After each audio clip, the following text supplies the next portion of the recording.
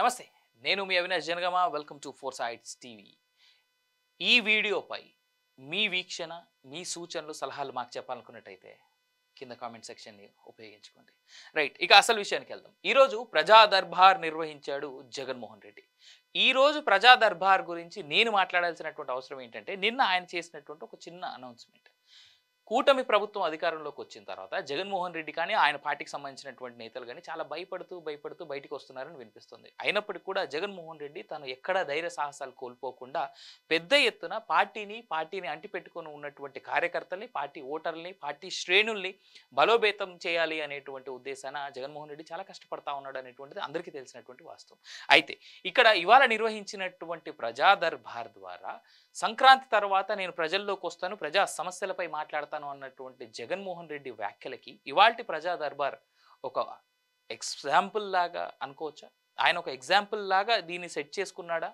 అంటే కొన్ని వేల మంది ప్రజానికం, కొన్ని వేల మంది కార్యకర్తలు, ఓటర్లు, లేదా జగన్ అంటే అభిమానం ఉన్నటువంటి వ్యక్తులు, లేదా జగన్ని చూడ్డానికి వచ్చిన వాళ్ళు, వీళ్ళంతా కలిసి ఇవాళ ప్రజా దర్బార్కి రావడం, అక్కడ తోపులాట జరగడం, లాఠీ చార్జ్ దాకా వెళ్ళడం లాంటివి చూస్తుంటే ఇక్కడ జగన్మోహన్ రెడ్డి ఎక్కడికి వెళ్ళినా, ఎందుకంటే ప్రజల్లో ఉన్నటువంటి వ్యక్తి, కాస్త అటు ఇటు ఓట్ షేర్ పడడం వల్ల జగన్ పార్టీ ఓడిపోయింది, అది అందరికీ తెలిసింది.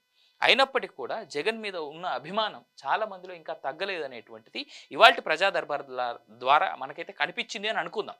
అయితే ఇదే విషయాన్ని, ఇదే అంశాన్ని సంక్రాంతి తర్వాత ఇదే రకమైనటువంటి క్రౌడ్ నా వెంట ఉంటుంది, ఇదే రకంగా ఉండబోతుంది నా పాదయాత్రలు కానీ, నేను జనాల్లోకి వెళ్తే కానీ అని ఆయన ముందుగానే ఎగ్జాంపుల్ ఈ ప్రభుత్వానికి ఒక వార్నింగ్ లాగా పంపించాలనేటువంటి ప్రయత్నమా?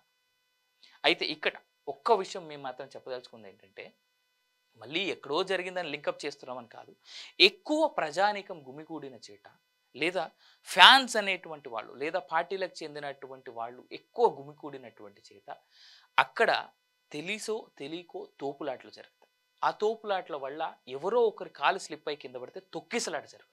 కంట్రోల్ చేయడం చాలా కష్టం. తొక్కిసలాటలు లాంటివి జరగడం వల్ల ప్రాణాలు పోయేటువంటి ప్రమాదం కూడా ఉంది. సో జగన్మోహన్ రెడ్డి గారికి మేము ఇచ్చేటువంటి సలహా ఏదైనా ఉందంటే, కాస్త మీ చుట్టూ ఉండేటువంటి వాళ్ళు మీరే కంట్రోల్ చేయండి సార్.